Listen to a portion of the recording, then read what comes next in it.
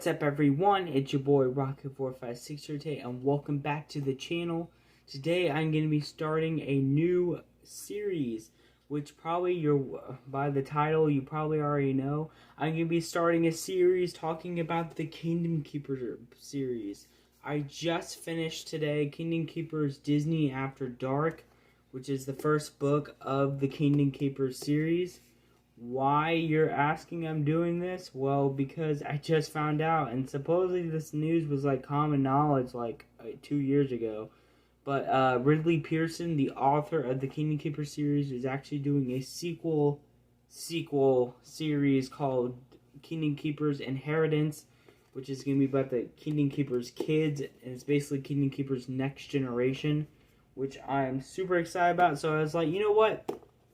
Let me just reread the whole series. It's been a while since I've read the series, and then do reviews on them. So yes, I'm going to be basically kicking off this reread series, video series of reviews with the first book, the one that started it all, Kingdom Keepers Disney After Dark. So, if you have never read the Kingdom Keepers series, I'm going to basically be giving you a basic entry summary, and then after that I'm going to need you to skedaddle, because I'm basically doing, because this is a reread, so I'm basically going to be spoiling the whole book for you. So if you don't want to be spoiled, please don't watch this video after I do this quick summary. So basically what the Kingdom Keepers series is about is there are 5 teenagers that when they go to bed, they end up in the Disney parks at night. So they wake up, they're in the Disney parks at night, and their real world bodies are in their beds. And how are they doing this is called DHIs, which in Disney, they're called Disney Host Interactives, which are basically like these hologram tour guides, which I really wish was real, but it's not. Also, what else? Oh yeah, they're also, the other name for it is daylight. Oh my gosh, I'm actually gonna have to look this up. Is it daylight hologram imaging? Oh my gosh, I don't remember. Because I know one of the characters actually says it. I think it's daylight hologram imaging. Let's just go with that, because I don't honestly don't remember where it is in the book. So yeah, so basically that's how they like show up in their like hologram forms in the parks after they fall asleep, and basically they have to fight Disney villains, because the Disney villains are basically trying to take over the parks. And yeah, so that's basically the basic premise. Like I said, major spoilers, basically going to be spoiling the whole book. So after this, please get off. Alright, so we have, now that all the people that have already have not read these books have left, now let's get on with this video. So basically, the first book, I'm going to give some context. This book was made in 2005, which honestly, obviously, it's pretty old. And honestly, for this book being so old, it has aged pretty well. The only major things that are like obviously not in Disney anymore is, or Disney World to be more specific, is obviously MGM Studios. MGM Studios was basically the first name for Hollywood Studios when Disney and MGM were doing some stuff. And obviously now it's called Disney Hollywood Studios, not Disney MGM. And other than that, there's only like, and like the park hours are like totally different from than what they are now. Like the park closes at like 8 or 9 o'clock or something like that in the books, and it's obviously does not close that early anymore. And also like One Man's Dream is still in this book, which obviously that's Walt Disney Presents. So overall, the first book, it has aged pretty fantastically well. There's stuff that is still in here, that is still in the parks today, which is awesome. And I know as the time of this recording, Ridley Pearson has been redoing, like, kind of updating the series with, like, adding, like, some name changes. He said he was very delicate with the first book. Like, he didn't really change a lot. Like, the only things he changed was, like, name changes. Like, he changed MGM to Hollywood Studios. And I have actually not read the new versions of these books. And I probably won't, because this version of Disney was the Disney I kind of grew up with, besides the whole MGM part. So, like, I'm totally fine with reading the old versions of these books. Anyway, you have your 5 main characters in this book, and they are the Kingdom Keepers. You have Finn Whitman, which is the main protagonist of the series. He is basically the leader of the DHI group. You have, don't worry, I do not know all these names. You have Charlene Turner, which is basically the cheerleader blonde of the group. She's obviously in the first book. This is with the review part. The only con I really have in this book is a lot of characters aren't really fleshed out in this book compared to when they are later in the series. And obviously, I'm going to give Ridley Pearson some slack. This book is the first book, so, like, a lot of things are, like, confusing about the Kingdom Keepers, like, personalities and stuff, except Finn. Finn has, like, the most character development in this book, which is totally fine. I mean, he's, like, the leader and stuff, so it totally makes sense. That's totally fine. But like the other ones, they don't get as much character development until like book 2, book 3, more further down in the series, which is totally fine for me. Just one con, like some stuff is all mixed up. There's also a lot of plot holes in the first book because I feel like he didn't know he was going to turn it into the series it is today. So there's like major plot holes in this book. Alright, so yeah, Charlene Turner, she's like the blonde, pretty well, they're all in middle school, sorry. Pretty girl of the group. You have Willa, which is more the geeky girl in the group. She's, likes to read, she's more like a book nerd and stuff. You have Philby, or some people call Philby, I call him Philby. I know, I'm sorry. But yeah, Philby, he is it's so confusing in this book because in the first book, Maybeck, or Terry Maybeck, which is actually Donnie Terry Maybeck, I think that's his full name. I know, very long name. It's so weird because like in the first book, he's like the guy that knows like the server room and like the computer stuff. Even though later on in the series, that's like more Philby's thing, or Philby. You know what? I'm calling him Philby from now on. More Philby's thing. That's like his thing throughout the rest of the series. So in the first book, it's really weird that like Maybeck's like the server room guy, and like he knows all the technology and stuff. When that's supposed to be more Philby's thing. Kind of weird. But yeah. So Philby is like the tech nerd, even though in the first book he's not. But we're gonna totally skip that. He's the tech nerd of the group. He has red hair. He is very knowledgeable he does a lot of research on the rides and the attractions that the Kingdom Keepers go on. It really helps on Finn and him when they go on to like Splash Mountain, Thunder Mountain. Really helps. And then you have, like I said, Donnie Terry Maybeck, or Maybeck as everybody else knows him.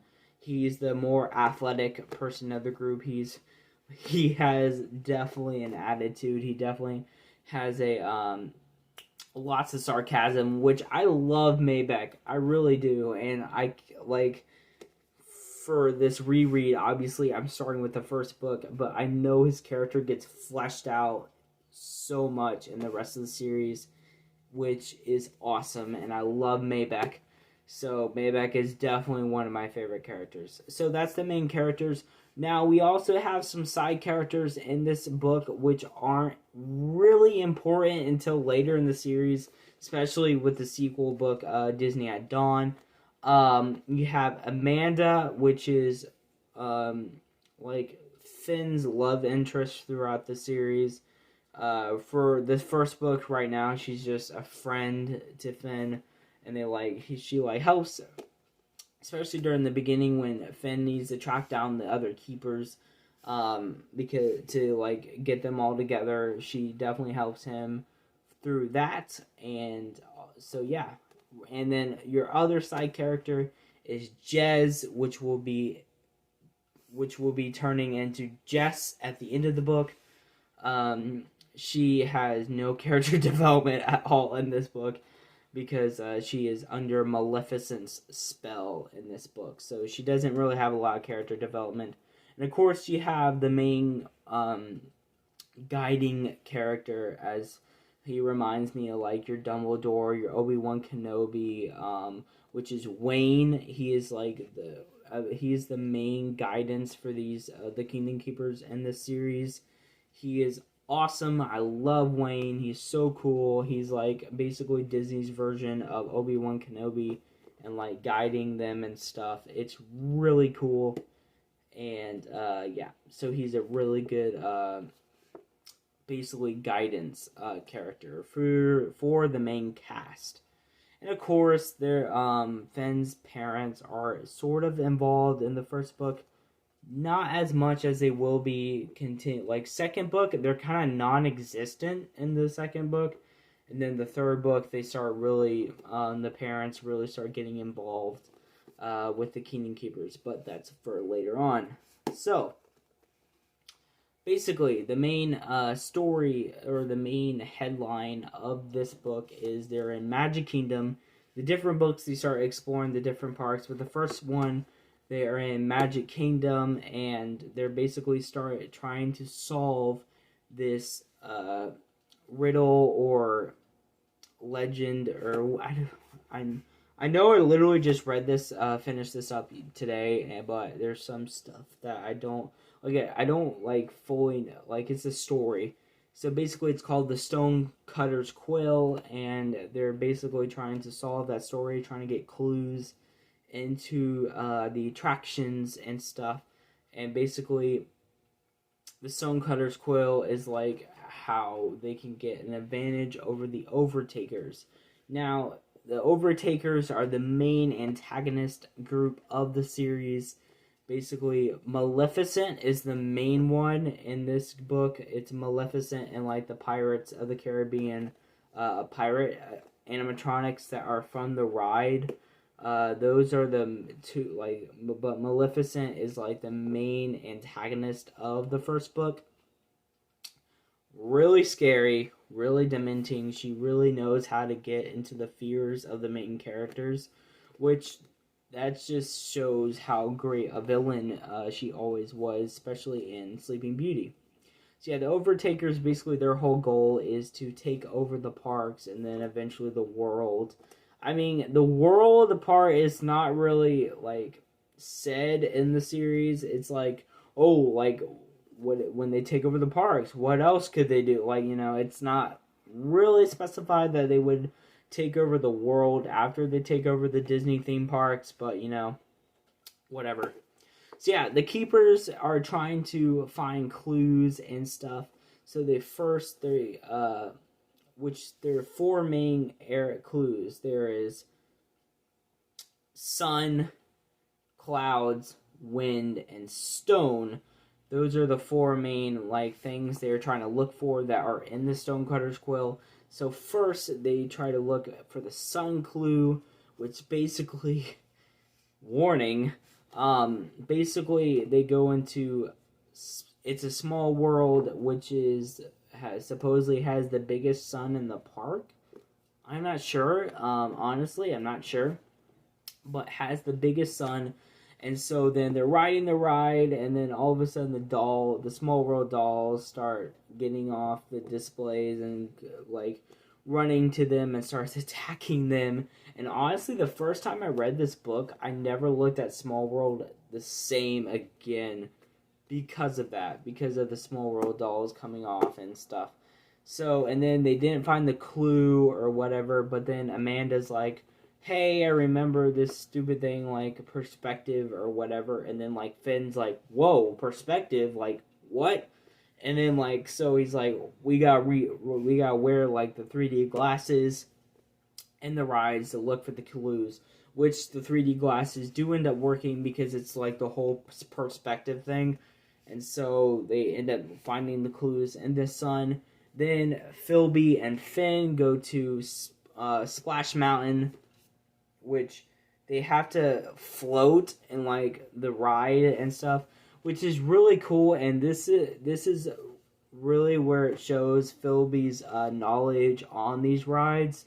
Is when, because Finn's like, why don't we just walk out of the water and like walk through the ride?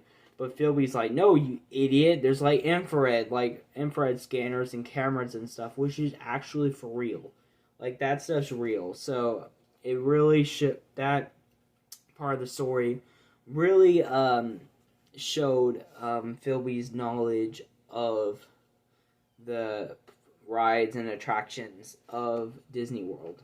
And then when Finn and Philby regroup with Willa and Charlene say that Maybeck ditched them, and so they try to find him. First, they try to find him in the apartment in the Cinderella's castle, which is like how they get to the apartment. It's like this thing called Esther's Keep. It's like this puzzle thing. It doesn't exist in the Magic Kingdom castle, sadly, but it's like this puzzle thing to get to the apartment. Anyway, they check the apartment. He's not there. They check the TPs, and then they run into Maleficent, which they start running from Maleficent, and Maleficent tries to like kill Finn in the because the TP area, if you ever known, there's this riverboat. The Liberty Square riverboat. That's what it's called. And there's like that lake. That's like if you ever went on that in Magic Kingdom, that's where you'll find the TPs and stuff. And so this is all happening in like the river area. And so of course Finn survives because of the help of their friends. Then after that they're like, oh, we gotta go because like the Overtakers just know they're there now. So they ran off. They went away. They went back to their rooms, and then they realized that Maybeck is still asleep in his at his house. And so they're like, wait a minute, the Overtakers took Maybeck. So then Finn and Philby go to Wayne's apartment, which is in the firehouse. Now, I know the firehouse apartment is in Disneyland. I'm not too sure if there's an apartment in Disney World. But anyway, they go to the apartment. Wayne tries to give them some clues where Maybeck might be. Obviously, he doesn't know exactly where Maybeck is. But then they figure out that Maybeck would definitely be in Space Mountain because that is the darkest and loudest place in the park that the Overtakers could hide Maybeck. So then they go to Space Mountain and they find Maybeck, and then Maybeck reveals that Jez, which I have not been talking about at all in this series, Jez is basically an Overtaker, and Finn would be flirting like with her just a little bit. It was like weird. And she was like, oh yeah, it's like toy friendly and stuff, but actually Jez is working with the Overtakers and is actually like Maleficent's like right hand girl, woman, whatever. So then the group knows that Jez is like a bad person, and then so Charlene and Willa are like super freaked out to go into the parks at night because of what happened with Maybeck. So they go into the park during the day using their complimentary tickets. If you don't know what that is, complimentary tickets are basically when Disney employees work, and in this case they're really famous, so they be part of the DHI program. And so they get complimentary passes, which basically you have to ask the company if you can go, and of course they give you permission to go. Anyway, so they got permission to go, and so they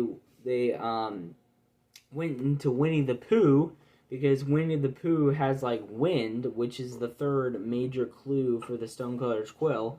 So they go into Winnie the Pooh, and then like they get trapped in the rain scene, and the sprinklers turn on, and it almost floods the whole thing. Then with strong will, Willa and Charlene see a plank-looking thing that's making the door jam so they don't go into the next scene, and so they pull the plank out, get into the next scene, and then they see the clue, and then once they get out of the ride, they basically run for their lives.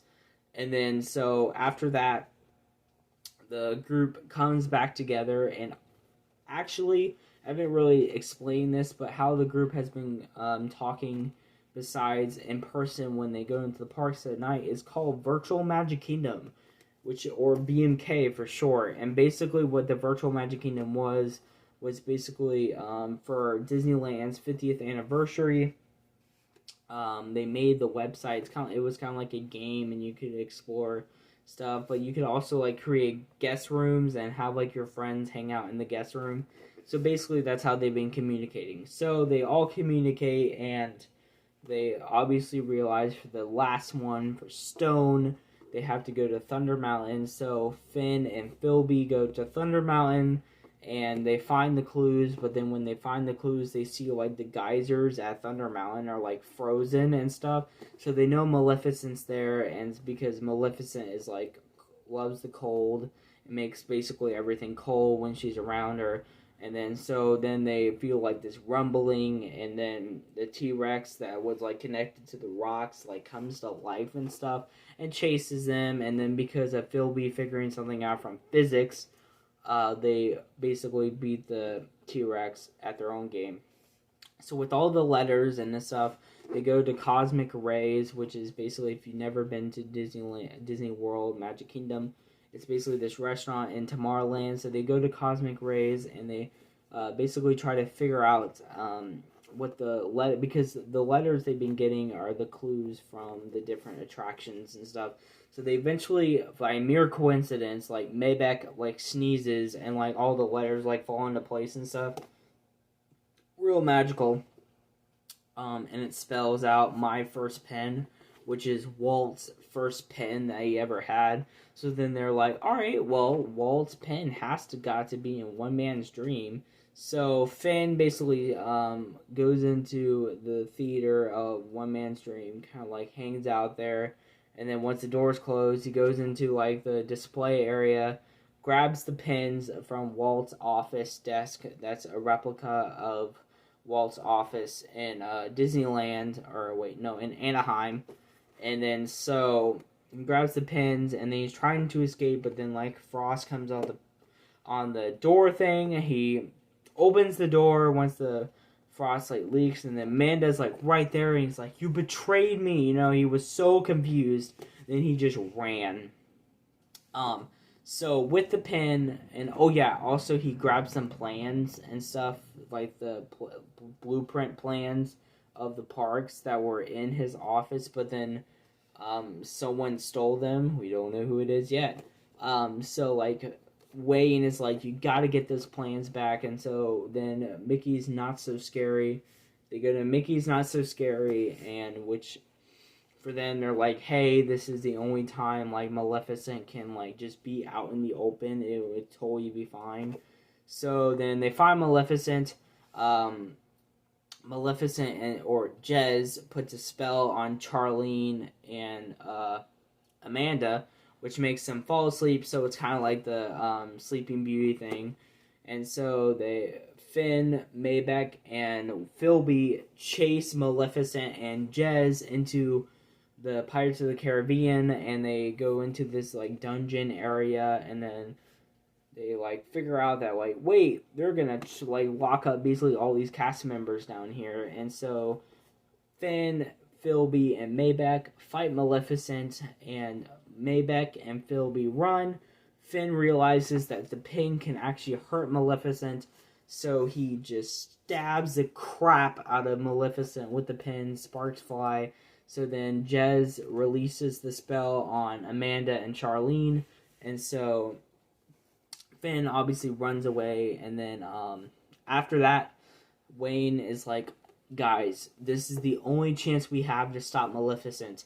So basically what Wayne does is give them cast member costumes, and they go into what is called the Ultra Door, which is basically, if you don't know what the Ultra Door is, it's like this underground city under Magic Kingdom where all the cast members can go to their different locations without, because they have a whole thing over there with like if a different theming of a costume is like in tomorrow, like if a cast member has a Adventureland costume and is in Tomorrowland trying to get to Adventureland, there's no bueno. Like, they don't want the guest to see that. So that's what the Ultra Door is basically for. And so Wayne believes that Maleficent is in the Ultra Door, and because she likes cold stuff, she's going to be in the two coldest places in the Ultra Door, which is obviously the food storage and then the server room. So Willa, Charlene, Philby, Maybec, and Finn split up. Willa and Charlene follow Wayne to the cold storage for food, and Maybec, Philby, and Finn go to the server room, which the server room is the one that ends up having Maleficent.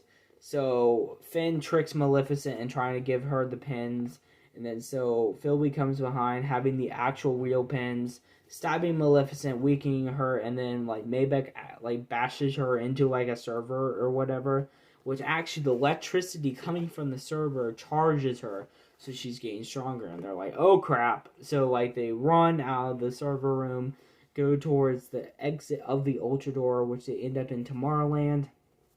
And because Maybec's costume is kind of looks like Aladdin, the kids are like, oh my gosh, Aladdin, and the keepers kind of use that to their advantage and have Maybec sign some stuff, and then Maleficent gets a crowd, so then Finn, Maybec, and Philby take a run for it, and then Finn actually does battle with Jez, which during the battle with Jez, he kind of like goes into his hologram form, which is called All Clear. Of course, they don't say this in the first book, but it's kind of like an all clear state where he can just fully become his whole hologram. When Jez walks through Finn, and then that sort of breaks the spell that Maleficent has on Jez, so she kind of transforms her black hair that she had earlier, turns into like sandy blonde, and the revelation of Jez, which is now Jess, is that Jess and Amanda are sisters, and so Amanda's like, thank you so much.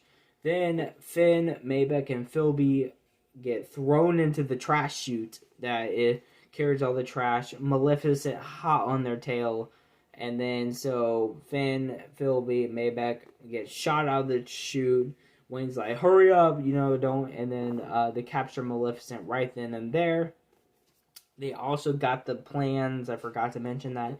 They also got the plans from Maleficent, and then with all the day is done, they go back and cross back over to the Magic Kingdom, meet in the apartment in the firehouse, and so they put an ink blotch on the plans, and it kind of lights up the park, and there's like this amazing fireworks show. So that is basically the whole story of Disney After Dark, Kingdom Keepers Book 1. What did I think about Kingdom Keepers Book 1? Honestly, an amazing first book. It definitely puts the foundation of the series. It's definitely a good foundational book for the series. Like I said, the only thing I didn't really like about it was that none of the characters besides Finn was really developed at all. Like Maybec, Charlene, Willa, Philby. None of the characters, like their traits were really filled out at all, like evolved or anything. Another pro is I love how they put the whole behind the scenes stuff in the attractions, and also like giving us the audience the Ultra Door. I thought that was really cool, and it's just in a really amazing book. So I basically rank this book 8 out of 10. Not one of the not I'm not saying it's perfect, because like I said, the characters are kind of underdeveloped in this book, but other than that, it's an amazing book. So that is it for the review of Kingdom Keepers Disney After Dark Book 1.